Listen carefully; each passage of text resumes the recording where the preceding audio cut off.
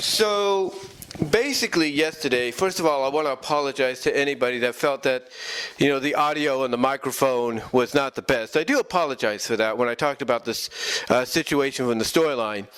Also, I do want to, repeat myself. I do want to repeat myself in saying that I am not defending Ken Penders and what he did in 150 with the scene. I'm not defending him in that. As a matter of fact, I feel that this should have not happened. This should have not been included. But in defense, well, not total defense, but in understanding, I should say, more correctly, understanding from a writer's point of view, storyline-wise, he put this scene in there, he put this moment in there to indicate that what was happening, and he even admitted it himself, evil Sonic was taking advantage of Bunnie. And he wasn't just taking advantage of Bunnie in a way that, she doesn't have anybody now, I'm going to get with her. No. He's indicating that evil Sonic, posing as Sonic in 150, was basically taking advantage of Bunnie's mental and emotional state. Because we got to remember, Bunnie at this time thought that Antoine had broken up with her, but that wasn't the case because Ken Penders, one of the bright spots I will give him, Ken Penders, basically when he came back, retconned the whole Antoine dumping Bunnie situation as not Antoine being corrupted by the source of all and everything, no. But by basically being, pretty much put in a similar situation that Sonic got put in, here in 150, and that is basically being replaced by his evil doppelganger thanks to evil Sonic. Because the Sonic we see here with Bunnie is not her Sonic, it's not her friend Sonic, it's the evil doppelganger that's more of an egomaniac and more like, hey, I'm Sonic, anybody would want to be with me, any woman would want to be with me kind of, deal. She's, basically that's what happened. So again, bright spot there is Ken Penders retconned that storyline to make it a little bit more sense, in my opinion, and more of a legit reasoning as to why Bunnie got dumped.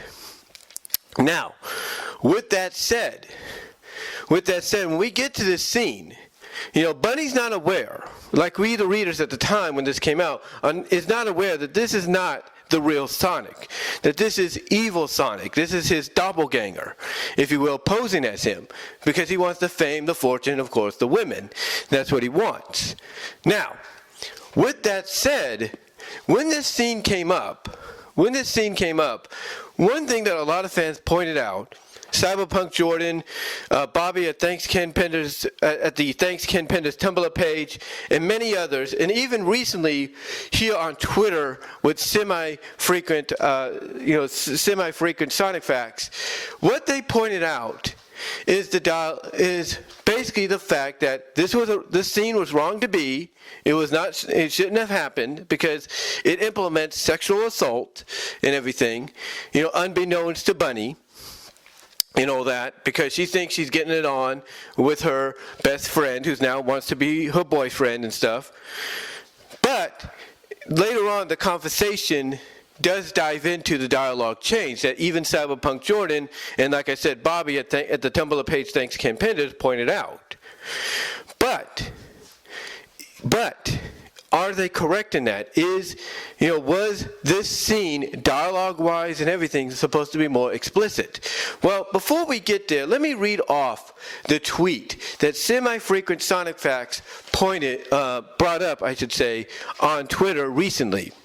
This is what they said recently, and I quote, "In Archie Sonic 150, Scourge, then called Evil Sonic, masquerades as Sonic to flirt with women, with it heavily implied that he had sex with Bunnie Rabbit, while lying to her about his identity. This is sexual assault." And then later on, he follows it up by saying, "There's no way this could have been written by Ken Penders. And just look at the story's and then when he notices the story, he's like, okay, I get it now." Because the story title, basically for 150 is Hero to Zero. So it's like, why would you title it like that when it involves Sonic? Again, remembering, if you've read the comic multiple times or several times to kind of get more of an idea of what's going on, basically, this is not the real Sonic. It's evil Sonic, later on to be known as Scourge, posing as Sonic. Now, again, what led to the discussion of dialogue change is as follows, I should say. What led to the dialogue change is as follows.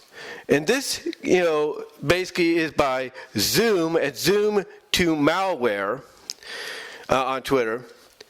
Basically this, is their response. This is the initial response to Semi-Frankfurt Sonic Facts statement of this is sexual assault. It's implied that they had sex and all that. This is Zoom to Malware's response, and I quote. They say, "I don't see anything implied there. Evil Sonic kissed Bunnie. Yes. Then they were just resting under the tree and Bunnie left because it was late. That's it. This here is an edited dialogue. I know Penders did wacky shit, but come on."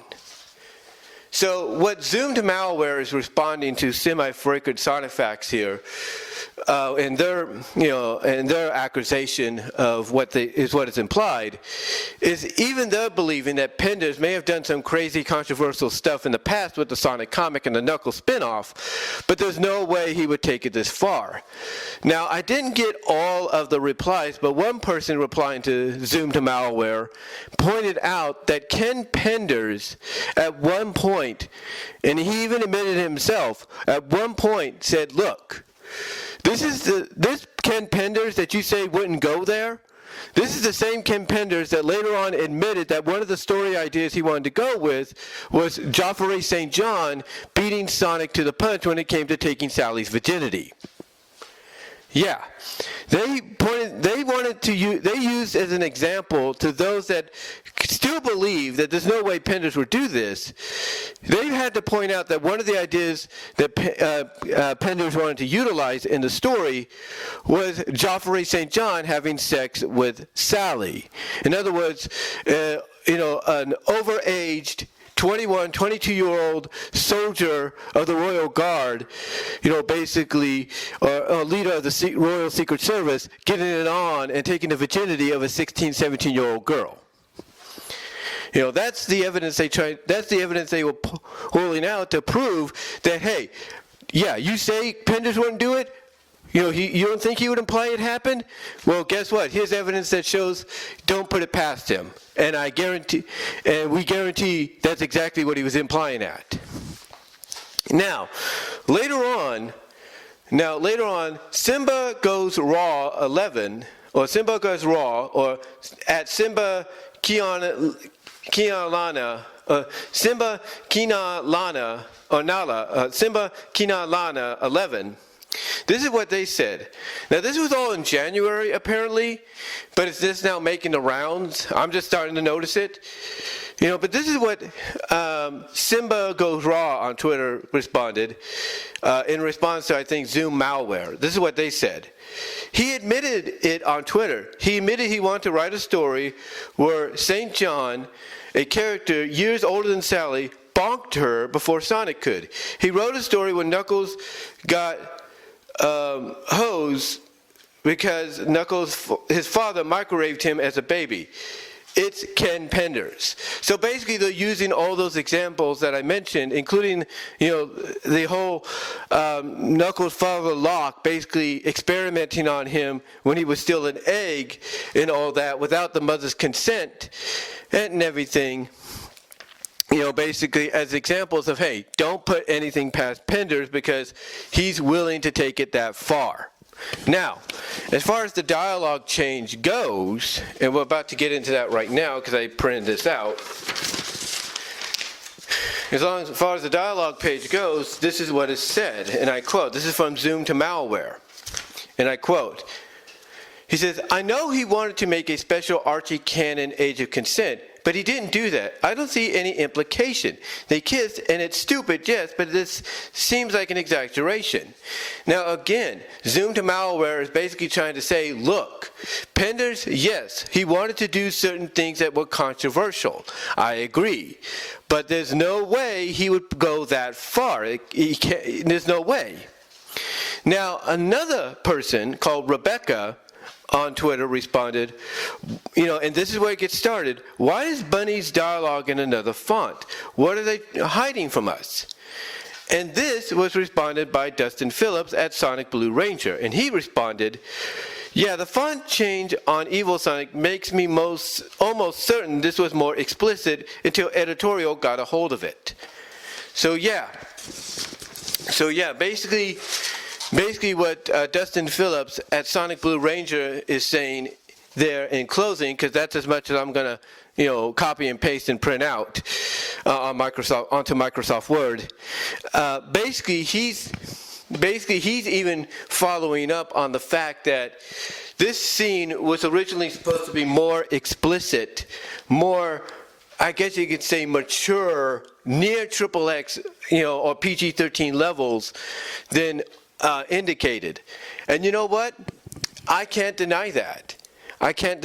Because even without Penders being the head writer, there was Archie Sonic has had a history of having to rewrite, re-edit, re-dialogue a lot of stuff.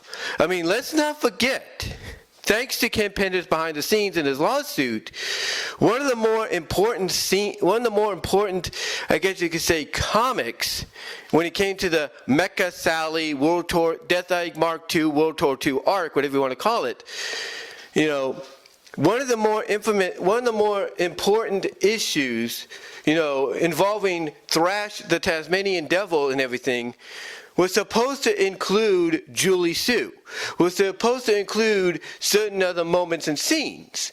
But guess what happened? Because of Penders' lawsuit, that got pretty much, ripped up from its original, finalized draft and, ready for publication. And the editorials, the fonts, and everything that came afterwards, shows that. Even issues that, that came after and somewhat preceded it showed that something was going on. Something behind the scenes, editorial-wise, had happened and gone in a different direction than originally planned. So Archie Sonic is not innocent when it comes to basically having to editorially change dialogue due to certain reasons. Whether it's lawsuits or the fact that, hey, this is an all ages comic, we're not going to have these characters come out and indicate that they just did the deed. So I'm not going to put it past anybody.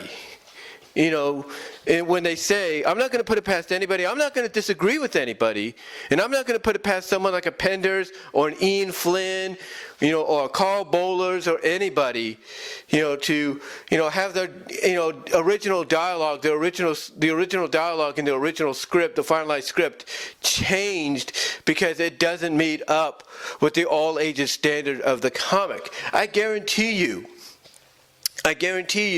Ian Flynn probably had dialogue that was a lot more, I guess you could say, mature, in the IDW comic of Sonic that had to get changed. I guarantee you that. If you look at some of those issues, even with the Metal Virus arc, I guarantee you, if you look at them, there is dialogue in there that feels like it was changed. Like the font is showing you, yeah, this was meant to be something else. So, to get to the point here, because I know I've been rambling on for a while, I do apologize, but get to the point, was the dialogue changed? Was it changed to basically indicate that something else happened? Is Semi-Fragrant Sonic Facts correct? Are others that agree with him correct? Are people like Cyberpunk Jordan and Bobby at the Tumblr page, thanks Ken Penders, are they onto something? Was this change made because the original dialogue indicated that something more sinister, more, M-rated, if you will, or almost borderline R-rated, or whatever you want to call it? Was it changed because of that? I mean, if you go and watch Cyberpunk Jordan's video called, Rock Bottom, when the Sonic comic hit rock bottom, he's indicating this issue as that reasoning, and this very moment as being that reasoning. And Strider's DX, I guarantee you, when he talks about it, because I believe in his recent video he hinted at the end that this might be something he talks about. even he, I guarantee, will point out that something more sinister, something more mature was supposed to be passed on here in dialogue. I guarantee you that he's going to point that out. Guarantee it. Now, could I be wrong? Absolutely. Could they be wrong? Absolutely. But you know what? When you have Penders himself responding to people on social media, with what he has said, about this scene and about what he originally planned to do with, Sally and Joffrey St. John if he had the opportunity, then again, I would not put it past people like Ken Penders to want to indicate and imply, Bunnie Rabbit, if you will, Bunnie Rabbit, unbeknownst to her, out of desperation because she was in a mental and emotional state, did the deed with who she thought was her friend Sonic, but was actually evil Sonic. I mean, Cyberpunk Jordan basically says it best in his video. You look at the evidence that is there besides the change in dialogue. Like the time difference, when it says hours later and it's night. Evil Sonic posing as Sonic, winking at the audience, breaking the fourth wall as if to indicate, I just scored, I just did the deed. Eat with this sexy southern girl. I mean, you can't deny that. You can't deny any of that. But the thing is it all true? The only person that knows it to be true, whether or not, is Penders. And only Penders could be the one to come out and say, my original dialogue for this scene was a lot more explicit, but Archie said, no, you're not going to do that. Only Penders himself can admit to that. And the only way he's admitting right now is just throwing out little indications of, this is what it was meant to make you feel like, towards what happened. And, if it did, I will say this, mission accomplished, you succeeded. But again, ladies and gentlemen, but again, the evidence is there. And like I said, Archie Sonic, no matter who the head writer was for the book, has had a history of this happening.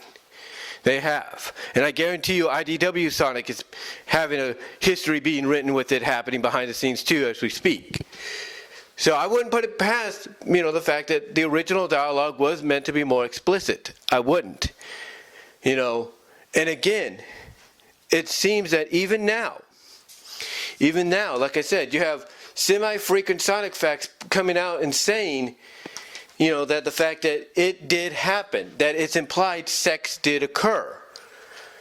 But again, we will never really know the answer unless Penders comes out, does a Q&A, and straight up shoots and answers that question and says yes or no. Because only he knows. And whether or not he decides to finally come out and say it, it's up to him. I mean, I don't even know if Ian Flynn feels the same way. If Ian Flynn feels like, it's implied that something happened there that's more explicit than what was necessary for a kid's comic. I don't know if Ian Flynn even feels the same way we do. Because if he does, I guarantee you even he might feel like, but even he might think, man, Ken, what was going on in that mind of yours? So we don't even know how he feels about it. Maybe he's just like, like the rest of us. Like he's basically looking at the implication that it did happen, but he can't really prove it. But that the evidence is there. The evidence is there, visually and dialogue-wise, editorial-wise, I should say. But what do you guys think? What are your thoughts? Do you think the dialogue change, in 150 with this scene did indicate that something did happen, more explicitly, with Bunnie and Evil Sonic, a la basically them doing the dirty, if you will? What are your thoughts? Or do you think maybe people like Semi-Frequent Sonic Facts, Cyberpunk Jordan, Dustin Phillips, Sonic Blue Ranger, and others like, Bobby at the Tumblr page, thanks Ken Penders. Do you think maybe they're just blowing out of proportion? What are your thoughts? Let me know down below in the comments, as well as in the live chat during the premiere. And until next time, I'll talk to y'all later.